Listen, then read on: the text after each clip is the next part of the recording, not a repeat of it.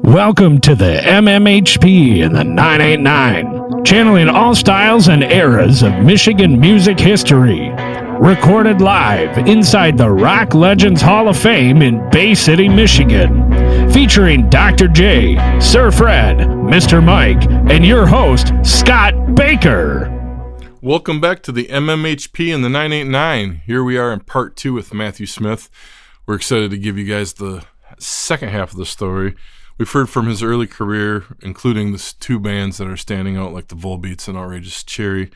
And of course, all the exciting background information that's come with his career from as far back as working with Ted Lucas to all his promotions on Little Steven's Underground.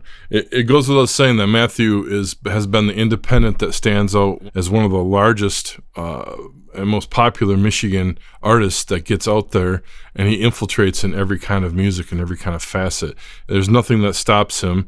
The old musicians love him and they want to work with him. The new musicians look up to him, and Matthew continues to forge paths on his own. So without further ado, you got to hear this. Part 2 with Matthew Smith. That's one thing about the music you record too. You're on two different ends of the spectrum of styles. You've produced or been in part of. I mean, from Rodriguez, Scott Morgan, you've seen. I had a whole list of people that you've touched on. You know, it's like you've integrated yourself, and I've kind of done that northbound myself as a musician. And it's like you're involved with that collecting community and the popular community and the underground all at the same time. And I think that's a pretty cool thing that you still can, you carry along the whole record language speaking and like the original music terminology and this is still an underground thing, but at the same time, it's a very needed thing in this world, and I love that how you with Matthew Smith Band now, you're still heading in that direction, Yeah, well, I'm curious about the Matthew Smith Band. Are you going a little different direction musically, or? I think so. I mean, it's called Matthew Smith Group. Sorry. So hopefully Patty Smith doesn't get upset that I'm calling it the Matthew Smith Group. But group just, I wasn't thinking, I wanted to sound like Patty Smith Group. I was thinking the Edgar Winter Group sounds real good. I like that better than band. But anyway, we recorded an album a while back that was finished during the pandemic and stuff, and just had a difficult time finding someone to put it out. But it's actually coming out this September. So the record's going to be out in September. Excellent. In 2025. And, but it's basically Colleen and Maria, who are the rhythm section on the last couple Outrageous Cherry records, they wanted to keep playing with me. They said, let's keep playing together. And I got a guitar player, Ava East, who also has a band called Shadow Show. And she's, another guitar player who's well-versed in all the obscure records and stuff, and just is really a great guitar player. So she came in to play guitar, and I've got a synth player named Chris Pottinger, who I used to play with in a band called Odd Clouds. And in that band, he played like detuned guitars and clarinets through effects and stuff. But he's also an electronics guy and has made records under the name Cotton Museum. So he's doing like kind of these atonal synth things, kind of like in the manner of Hawkwind and Perubu and early Roxy Music, things like that. And then Molly Jones is playing sax, and Molly is this extraordinary sax player that I'd been seeing before I started the group. I'd seen her playing all these jazz and avant-garde gigs, and she's just amazing. And I asked her if she'd play with us, and she did. And so we've got this great sax player. And so it's a 6-piece group. So whereas Outrageous Cherry was more of a 4-piece thing where, with the two guitars weaving around, this is more like, it feels almost like those Gil Evans jazz records where Gil Evans would have the whole band playing all at once, kind of like the early jazz Dixieland people, where everybody, just everybody playing at the same time, Mm-hmm. And there's sort of this kind of thing where the synth, sax, and different guitars are kind of just weaving all the time, and I'm just singing on top of it. So for me, that feels really different than the Outrageous Cherry approach. But other people might just think it sounds like a continuation because I'm singing, But it is a different, a different structure. So and the songs I've been writing are, after Outrageous Cherry started also playing solo gigs just with the guitar and piano, Mm-hmm. and writing a lot of songs. And so I've written a lot of new songs, and I've been enjoying actually playing them solo, which I didn't used to enjoy that much. I used to kind of feel like, oh, I'd rather play with the band, but at this point I really have gotten where I dig playing alone, because I've kind of learned to do it in a way that surprises myself, where I don't know exactly how I'm going to do it every time. And it's sort of like playing with other people. It's just, I'm the other people, Yeah. You've done a lot of solo gigs since we've been trying to connect. Yeah. And it's usually like within a few days or a month within us talking. I haven't been able to make it down yet, but you've done stuff with Don Was. Oh yeah. Yeah. I mean, tell us about that connection. And I mean, does he know you as just the all around music collector and the guy that plays everything, or how did you guys connect? He just, he started doing these things where he's off doing a lot of things around the world, Yeah. But he started coming back to Detroit like 15 years ago or something, and doing these review shows where he would just, at the Concert of Colors, he would just get, just pick like 10 new things in Detroit and a few, old timers that, that people hadn't seen play in a while. And he just put together this review where everybody does one song, and he'd put on a show and have a, backup band with some of the guys who played with Was Not Was, backing up different people. Mm-hmm. And he'd just have this wide range of people, just whatever he was interested in. And these shows were really cool. And he's still doing them. Yeah, last weekend. But, I met a lot of interesting people through these shows. I mean, there'd be like, like singers like Sheila Jordan and Kim Weston and Carolyn Crawford, and you'd have like Question Mark. He had Andre Williams do it one time, and I played with that with Dennis Coffey. But he just would bring in all these people, Mitch Ryder, just all the Detroit people he could, Michigan people he could get in there.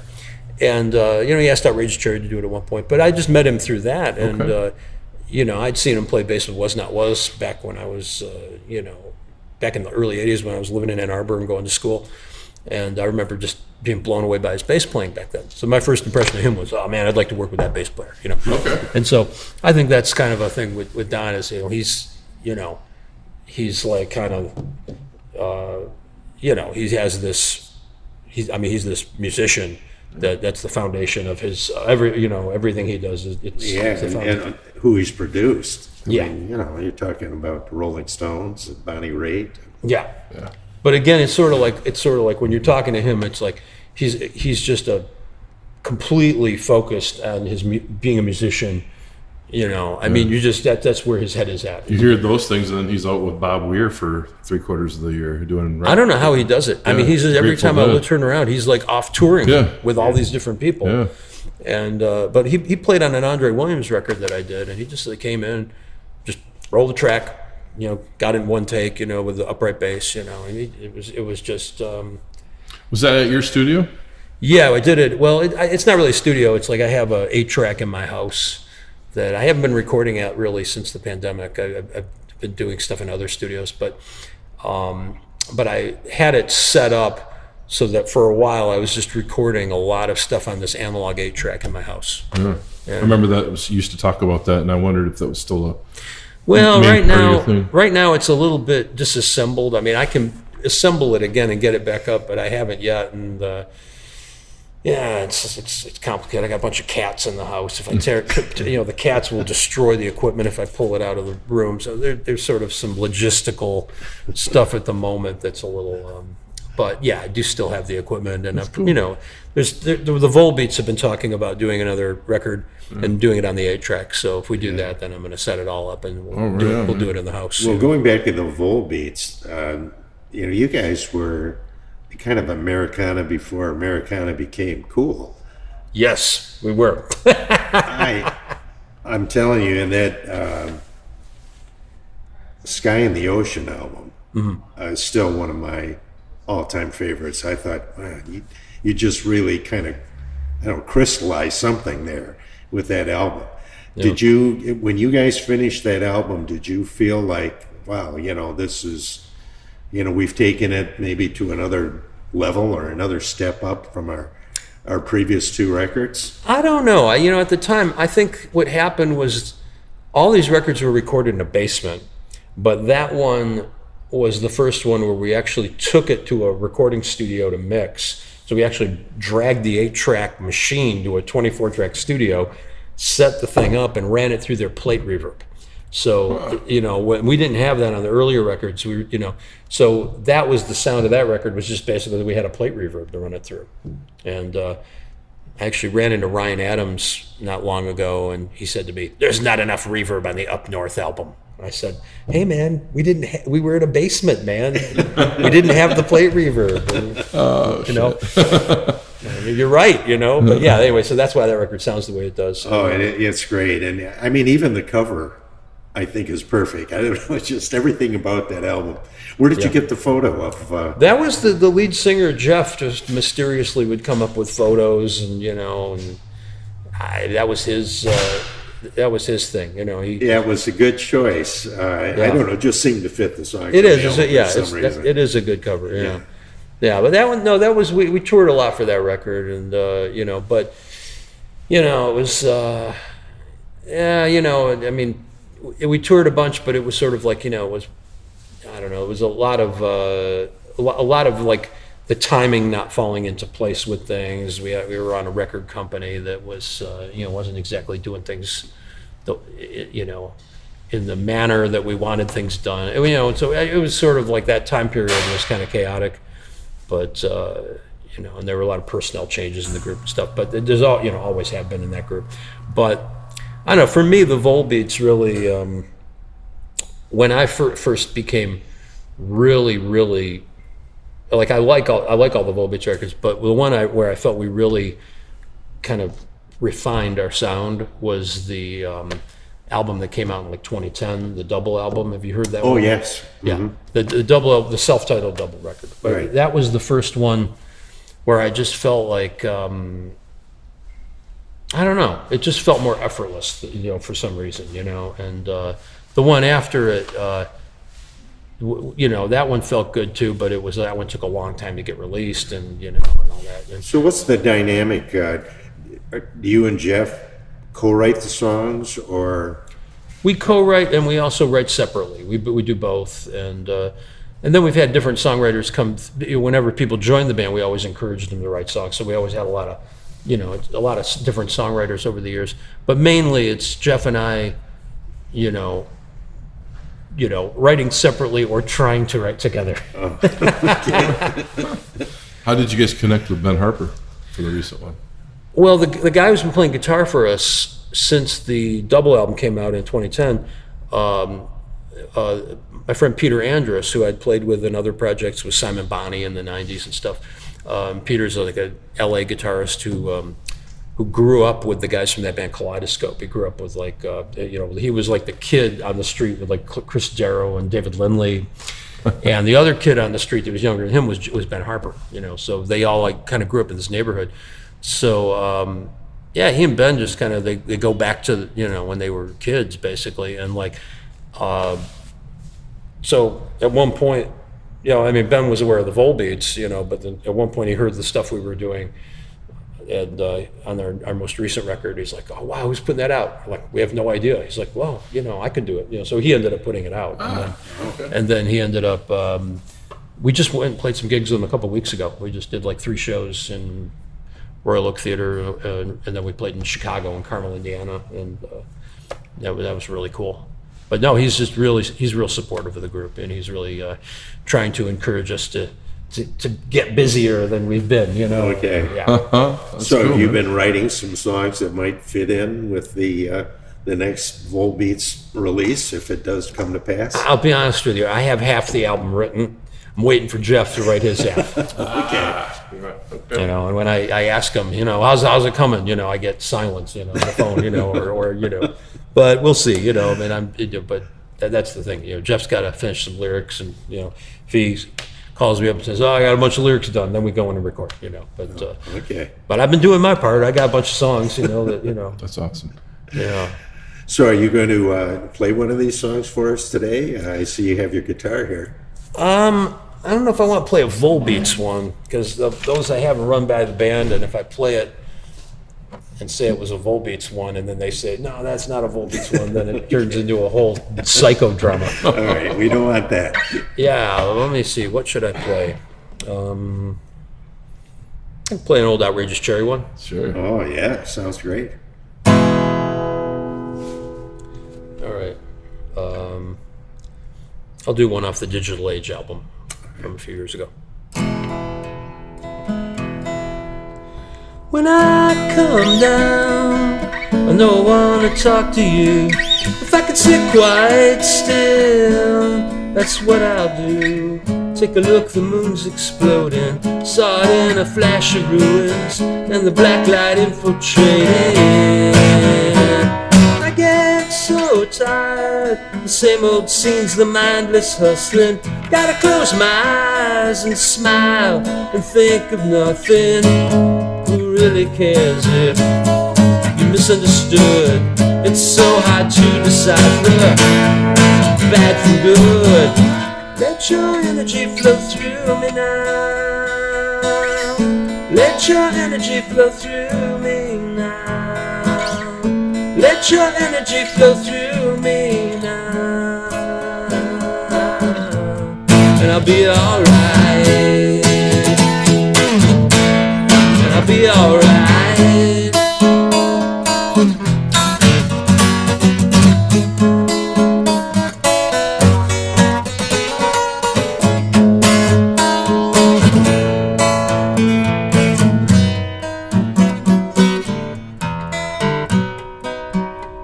When I come around, I'll be thinking only of you. Wherever you are now, no surprises, nothing new. The space age dance floors and neon shadows fade to mist. In the future narratives, we were as close as this. Let your energy flow through me now. Let your energy flow through me now. Let your energy flow through me now.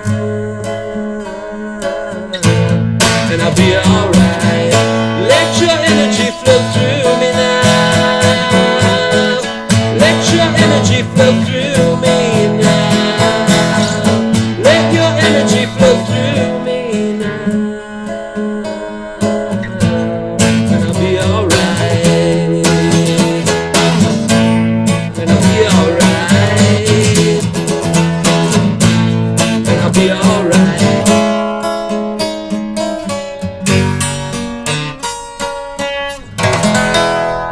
Oh, that was awesome. Now that's the song. Obviously, you perform when you're doing an acoustic show, right?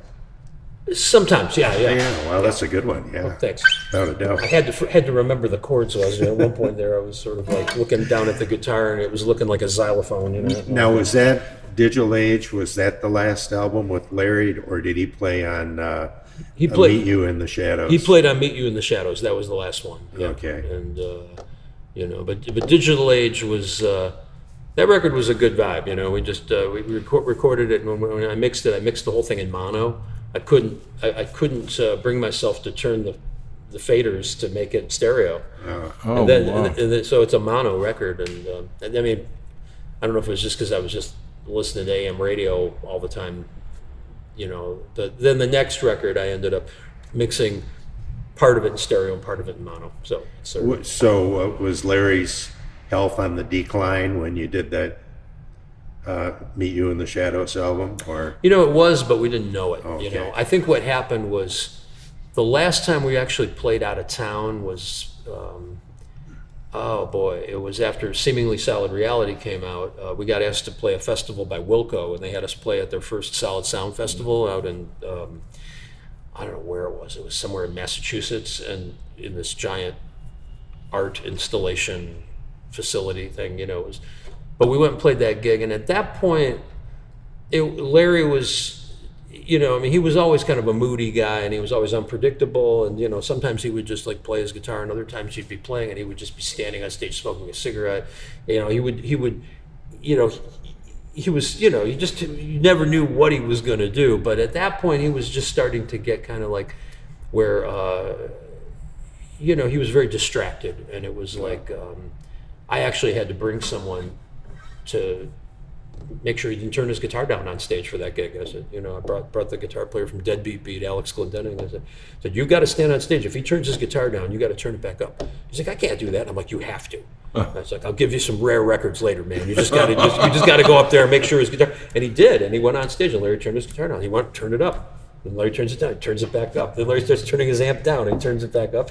But we got through and played a great show, at that. But I'm just saying, at that point, like, Larry was, he was traveling. I could see he was having difficulty traveling, and he was distracted. And, then we did a bunch more recording for the next few years, but something was wrong, and in retrospect, I could see that he wasn't feeling well for a long time. So he didn't know? No, Oh, he didn't okay. know. But I don't think he was the kind of guy where, he just was, he chain smoked, so he was always smoking, and that was like a bad, that's what really did him in, and it's okay. like, if he hadn't done that, I think, but the, he just, he was the kind of guy that he was like one of these guys like that just didn't catch, he didn't catch a cold. He was always, didn't ever go to the doctor. Well, I was going to say, that's Never. probably was the case. He didn't go, and Yeah. if he had, they might have caught it early enough that Right. might have saved his life, possibly. Yeah. So by the time they caught it, it was bad, and but it was it was the smoking, I mean, that was. Are you pretty health conscious yourself? Well, I don't know. I've been accused of like living on coffee and candy bars and stuff, So I don't really. I don't know about that. I don't get much exercise. I don't know. I don't really know. I just, but I don't. I mean, I really don't. I don't drink or do drugs or smoke or anything. I mean, I try to lead a very boring life whenever possible, and just like, Well, you're germ proof too, which is good. Well, I'm just trying to, like the thing is, it's like, I'm just, the reason I'm like kind of don't shake hands with people a lot of times and stuff is just because, I see people walking around with colds, and the last time I caught a cold, I lost my voice for 8 weeks. Oh my lord! So Horrible. it's just, if I lose my Yeah. voice, if I get a cold, your then I moneymaker. suddenly It's your can't sing. livelihood. It's your You gotta be moneymaker. careful. Yeah. Yeah. So and that was just, but I don't know if it was a cold or if it was a flu or if it was COVID. But last year I had something where it was. All of a sudden, the high notes went away for like weeks. And it was like when I tried to sing, I sounded the like worst. Donald Duck. And it was like, and then after about 8 weeks, it came back, and everything was fine. But I was like, what the hell? That was like some space age virus going around. I think it's gone around the state because I remember hitting me, and it was a month and a half, and I didn't have any gigs in that time period. Yeah. I just remember the most miserable. I couldn't get a range. I couldn't do anything. Really? I couldn't get out. Then the day of feeling good. Then the day of feeling like crap again. Yeah, It was yeah. like really weird. Yeah. Have you lived around here forever? Did you grow up in Detroit? I grew up in Hamtramck. Well, it's weird. I was born in Ann Arbor, but then I, at a real young age, ended up in Hamtramck. Went to school in Detroit, and then we moved to Warren for 3 years, and then went to high school on the west side and at Berkeley High in Huntington Woods. And then I went to college in Ann Arbor. I went to the U of M for 5 years. Film school, right? Yeah, well, I was my focus was on film. I thought I'd be a filmmaker, but I wasn't good at hustling people for money for films. I could hustle people for like $1,000 to make a record, but for the money that it cost to develop film, it was like I just was just a guy with a bunch of insane ideas that didn't, like weren't going to make anybody any money. But after I moved out of Ann Arbor, I moved back to Hamtramck. I was able to move back here, and so I've been back in Hamtramck ever since.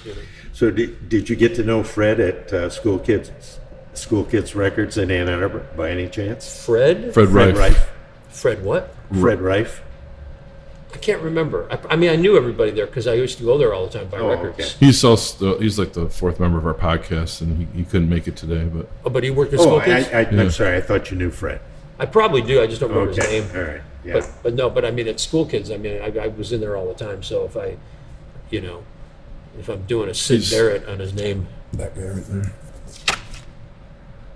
He used to run School Kids in the '90s. There.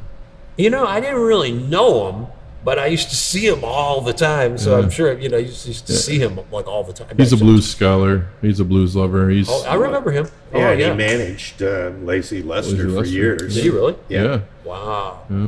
No, I He remember worked him. with, who else did he work with? Well, he worked with the McRae brothers, Ross. Dr. Ross, the harmonica Dr. Ross for a boss. while, yeah. Wow. He played a lot with he did a lot of Caribbean music in Ann Arbor. He helped that festival. He booked the second Ann Arbor Blues Festival back in At '72. least part of it. Yeah. Yeah, he plays the washboard. Or scrub board. As, Yeah. Wow.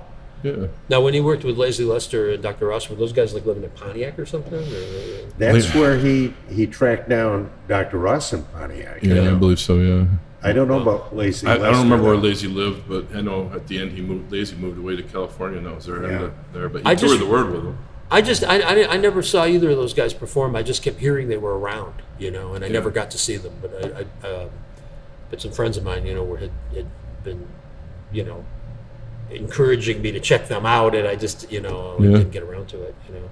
So your pedigree goes from here to Ann Arbor, then back and forth, and Yeah. you never lived outside of Michigan, then. No. I mean, and when I lived in Ann Arbor, it was a time where you would, you know, you would bump into the Stooges and stuff around town. I was you reading know? that you like run into Stooges, you'd run into Tyner and stuff like that. Well, Tyner I'd run into when I was in high school because the place where the house where I'd eat lunch with this friend I went to high school with, the guy across the street turned out to be Rob Tyner. I'm just like, wait, there's Rob Tyner across the street, you know. Working in the yard. Yeah, I'd just be out front, you know, walking around with the you know, looking like you know, dressed to go on stage and with a fro and, you know, dressed in black, you know, wandering down the street to get a slice of pizza and then coming back, you know. That was what was going on. But that's the thing I love about Detroit, you know. It's like I've been just constantly bumping into like the you know, I mean it still happens. It's just like every time you go anywhere or do anything, you meet more people that made these records, and you know, they're just around, and it's just the history here is just still, you know, I mean, it's just all around you, and it's like it's so I've just, you know, managed to cross paths with, and then, you know, just like with Rodriguez, I'd been a fan of Rodriguez for a few years before I realized he lived in Detroit, you know. And then when I figured out he lived here, I'm just like, oh my God, he lives here, you know. And then I start bumping into him every week. I'd be driving down the freeway and see him walking across the bridge with his guitar, and like, you know, he's everywhere. And yeah, then guys like Dennis Coffey, you know, I for years I wanted to meet him. I never met him, and then I went to Texas to play at South by Southwest, and I saw him play there, and I finally met him in Texas. And you know, I saw his wife. I was like, hey, introduce me to Dennis, and she did. And then, you know, a week later, I'm bumping into him in Detroit every week. You know? Well, right, he's playing at the Northern Lights. That was right when the Northern Lights thing started. So yeah, it was just like, so then I saw him every week the whole time he would do that, and then he played on the Andre Williams records I did, you know. And that's another one, Andre Williams. I mean, he's like one of the architects of funk and soul, and, you know, was a pre-Motown guy of considerable influence. And so working with him was like going to music school, you know. I mean, some people that made records with him, they'd go in there and they'd be like a bunch of guys who are, you know, having a party and banging on their instruments and making a bunch of noise, and, you know, he'd sing over it. And he said, yeah, a party record, I can do that. That's cool too. But when I'd work with him, I'd get him with these really good players. And the minute he knew that people could really play, he became this drill sergeant. He just would come out of party mode into like, all of a sudden, okay, we're in the Army now. You know, it's just like he's like making you play something over and over until you're playing some very complex counterpoint with the rhythms. And then, you know, when he finally heard what he wanted, and you hit record. So it was like going to music school. Wow. Yeah. That's so cool. Yeah, so he was a trip, you know. I mean, yeah. working with him was great. Yeah. Yeah, my son and I have been doing a series of short videos at the Historical Museum of Bay County on the history of Michigan rock and roll. We call this series The Birth of Michigan Rock and Roll. Yep. And we, one of our later ones, we're the fourth one in the series, it's called Motor City Fever. And it features Andre's recording of Bacon Fat. Oh yeah. Yeah. Yeah. Well, A lot of people kind of credit that as being maybe one of the, I don't know, very early influences of rap music. You know, he does that kind of talking in rhythm. Well, I think it's even more than that. I think it was. My theory on it is I think that song was introduced a kind of weird, kind of juvenile delinquent kind of attitude into music that, you hear it in hip hop, you hear it in punk rock, you hear it in the Stooges, you hear it. It reminds me of Marquis Smith of the Fall, like of these English, post-punk records. He's just got this attitude that wasn't, it wasn't the sort of attitude of other entertainers, Yeah. even people that very came before distinct. him, like Cab Calloway and Louis Jordan and people like that. It's just not that. It's, like, when I was down in Tennessee. There's just something about it where that, it just sounds subversive, Right. And then I found out later that was like, he was a primary influence on just so many people, like John Fogerty told somebody I know that was the record that made him want to make records was Bacon Fat, and Keith Richards is talked about him, and apparently Lou Reed was way into the Fortune record stuff. I know I don't know if he really talked about the Andre Williams and the $5, but I know he was really into Nolan Strong and all that. Yeah, Nolan Strong seemed to be Lou's. Yeah. Yeah, we featured The Wind, Yeah. a classic bit of doo-wop right there. Yeah. It's an amazing record. Yeah. It's just fun to do that kind of stuff, and of course there's no performance footage, so we end up having to kind of conjure up video, that matches the song and try to make it kind of fun to watch. And so, Well, I recorded and toured a bit with Nathaniel Mayer before Nathaniel Mayer passed. Yeah, another great. And he was great. He was something else. He was just another guy with a very just it's interesting about him is he just he just had such a he had this very effortless kind of, I don't even know how to explain it, but but he was another guy that I learned a lot from him. Just being on stage, watching him sing, watching how he breathed, watching how he dealt with the band, signaled the dynamics. He was he was really always had the dynamics going on. Just bringing it up, bringing it down. That's cool. Wow. And he was sort of like the way he performed was kind of like the kind of thing that he was doing in the early '60s, the kind of thing that like Parliament and Funkadelic would do later. Yeah, there's you've probably seen the footage of him performing on one of those PBS specials. Yeah, I've seen that. Yeah, they cut him off. He's ready to keep going for the next half hour. Exactly. But you could see a little bit of what he must have been like as a young guy in the early '60s. When he was really in his prime on stage. Yeah. Well, they called him, what was it? Detroit's James Brown. Yeah. So Yeah. He must have been a force of nature. Yeah. Well, when I first met him, he was still dancing like James Brown. But by the time that I was playing with him, he'd had some health issues, and so he was. He wasn't dancing with the agility that he had before. He was, but by the time I was working with him, he was kind of like he really couldn't dance the way he was doing. I think that really bothered him. So what album did you do with him? Was it the first comeback album? Nope, I didn't work on that record. Although I did make a suggestion to the record company that he do that John Lennon cover. Oh, that is killer. Well, it was like what they were going to do was Fat Possum wanted him to do "Give Me Some Truth," and the guy at their label told me, "Yeah, I'm going to have him do "Give Me Some Truth" by John Lennon," and I'm just like. It just popped into my head. I'm like, no, man. No, you got to have him do I Found Out. Oh, yeah. And he's like, what's that? I go check it out, man. And he checked it out, called me back. He's like, you're right, man. That's the one. So that was my contribution to that record. Well, that was a great contribution because that is an outstanding performance. Yeah, we would play that on stage. It was great. But the next record, Why Don't You Give It to Me and Why Won't You Let Me Be Black. We did both of those. And first one was the one we toured for. And the second one, it was after he passed away. I just basically was like, well, I've got some extra tracks, and I had a couple songs that he did acoustically on WDET with me, and I just put them all together. And those are songs we left off the first album because we thought, wow, these are too weird. They're too, I don't know what they are. They're just, they're less commercial or something. But that second one, I thought that record actually, I liked it even better than the first one. Yeah, it was a real good one. But yeah, he was just really fun to travel with and work with, and he was you know, he was a good friend, you know. Me and him became real tight, you know. Yeah, I was communicating with his son, Monkeith, for a while. Oh, yeah, yeah. And yeah, Monkeith, you know, provided me with a good deal of information I could use to write a biography of him after, you know, he was inducted in the Michigan Rock and Roll Legends Hall of Fame. So, Oh, really? yeah. Cool. And you worked with the Go, obviously Jack White early on. And Yeah, I did their first album and their second one that still hasn't been released. Well, it's been released on a bootleg out of England. It's called Free Electricity. Okay. And but yeah, that was a real fun record to work on. It was really good. I mean, they were pretty much like in that era, and or in any era, the Go were just, you know, they were my favorite group. You know, at that time I was working with a band that I really was, you know, really into. That's cool. You know, and they were.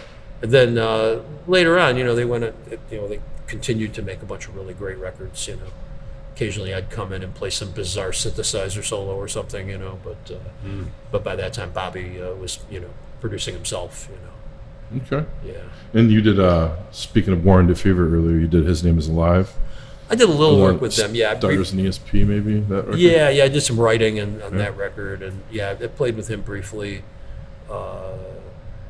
Yeah, and there were, you know, I was working on a lot of different projects around that time. Yeah. You were so prolific through the 90s, and I mean, to this day, but I mean, your name was everywhere in the Michigan, you know, music press as a writer or producer or helping somebody, you know, in two bands. You know, it was just a lot of stuff happening. You know, I'd get phone calls like, I got asked to play bass with this group, the Many Moods of Marlon Magus, and I didn't end up playing on their recordings because I was out touring with the Volebeats and got stuck in a snowstorm out somewhere. So they recorded their recordings that exist don't have bass on. They just went in the studio and recorded without bass. But there's videos of them online, and I watched them. It was just that band was insane, and it was just like a deconstructed no-wave big band with horns, and you know, and I was playing bass. But no, there were just all these different projects going on at the time. It was, you know, Detroit, in the 90s, there was this little place called Zoots. It was like a little coffee house in the Cass Corridor. And it was just filled with all these artists and musicians, and there was just this creative energy going on. There were just so many things happening. And then when they shut down, it kind of moved back into the bars, you know, which was a lot less interesting to me.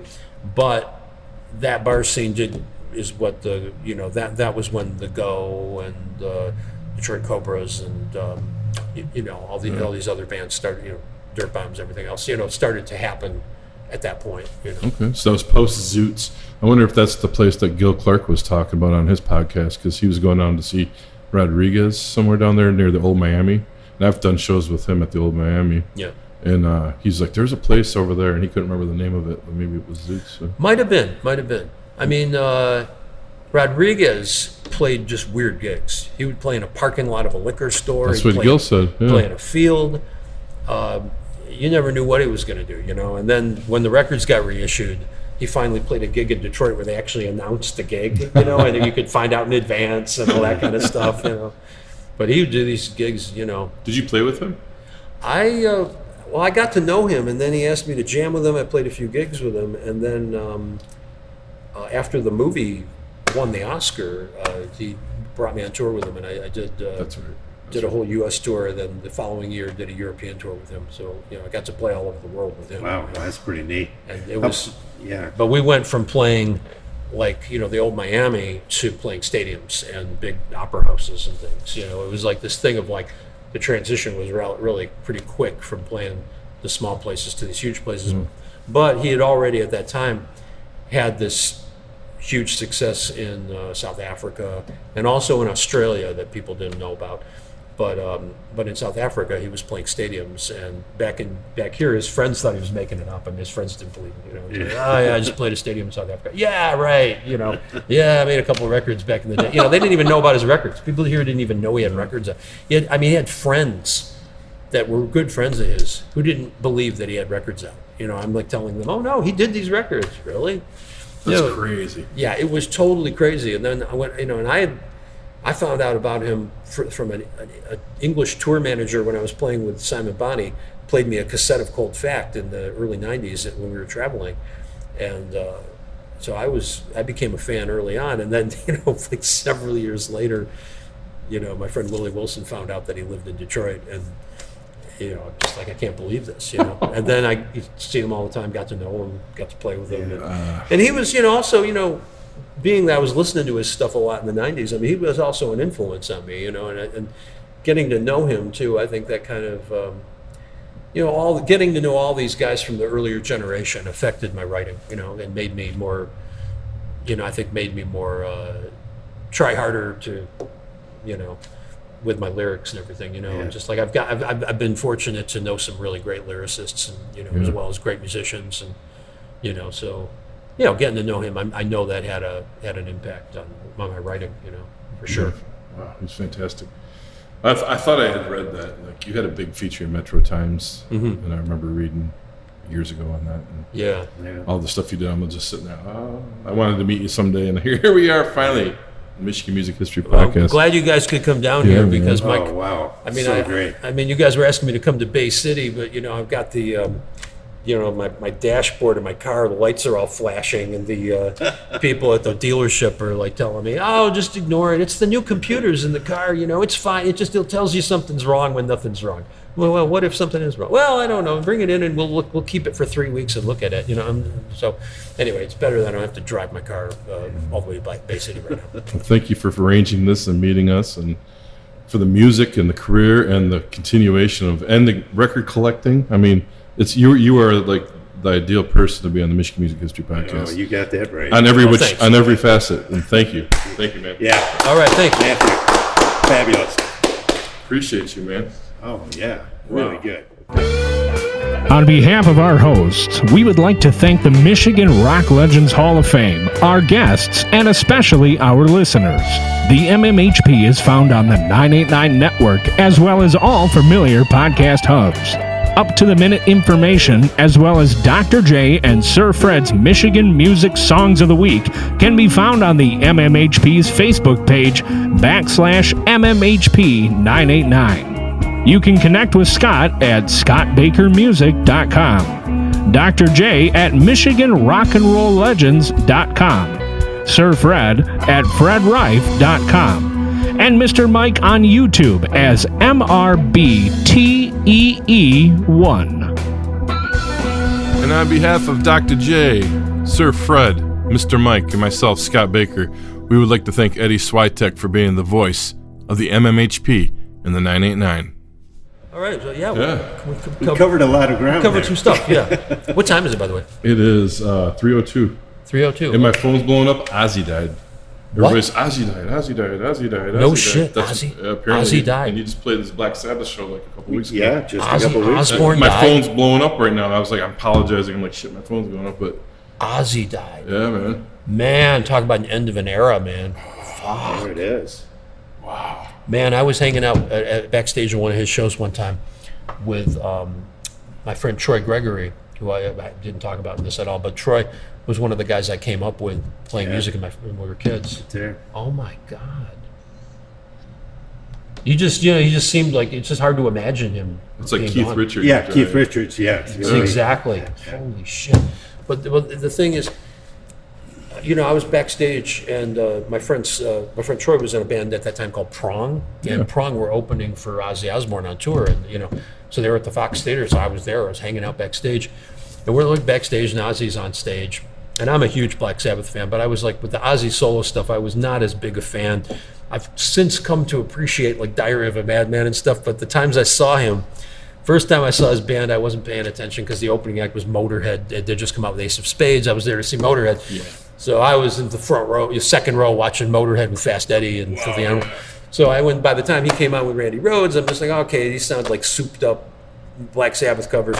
And then I saw him at the other show. I just was like, all right, this is okay, but I was backstage, but the roadies are all sitting back there, all the crew. And all of a sudden you hear a little bit of, they're listening to the music through the speakers backstage. And all of a sudden you hear this tiny bit of feedback. And all these really these big scary dudes working for Ozzy all just jump. They're like, oh man, Sharon's going to be mad. Sharon's going to be mad. Because it's a little tiny bit of feedback. Everybody in the room was terrified of Sharon. And they were just like, oh man, Sharon's got, like somebody's in trouble now, because there was this little bit of feedback on his mic. And I'm just, wow, man, they're running a tight ship. So then I go outside and there's this big bus taking off and all these fans following the bus. And they're all going, Ozzy, Ozzy, Ozzy. And they're like Night of the Living Dead. They're just like all like following the bus down the street. And I'm like, whoa. And then I turn around and there's this like little circle of bodyguards walks right next to me with Ozzy in the middle. And he's just like got these sunglasses on, these little round sunglasses. And he's surrounded by bodyguards and they walk him to this little Winnebago. And none of these people saw it. He just goes, he gets in this little Winnebago and these people are crawling down the street, It was the funniest thing, man. Yeah. But I didn't get to meet him, but it was you just couldn't get near him. Yeah. I mean, when Troy was on tour, they like kept him away from his own band. Like his band couldn't get near him, and Troy waited until Ozzy was doing a sound check, and something broke on stage, and Ozzy's just standing there, and he like walked off the stage and sat in the theater, and the bodyguards weren't looking. And Troy just goes running over to him, sits down next to him, like, hey man, I got these videos of Black Sabbath, man. You're walking around the forest. He's like, you do? Oh man, I want a copy of that. He's like, I'll get you one. Oh man, thanks. And all so he like was able to bond with Ozzy, because he because he just like got you through the wall of bodyguards, Amazing. Yeah, and so Troy gave him that. Then he gave him a tape, and at the end of the Sabbath, his brother had put all this stuff about the Residents and Diamanda Galas and all this like really crazy avant-garde stuff. And I guess the next time he saw Ozzy, he's like, so you watched the video? He's like, who was that lady, that woman screaming bloody murder at the end of that video? Who was that? He goes, oh, that's Diamanda Galas. He's like, did you like that? He goes, I don't know. I watched it.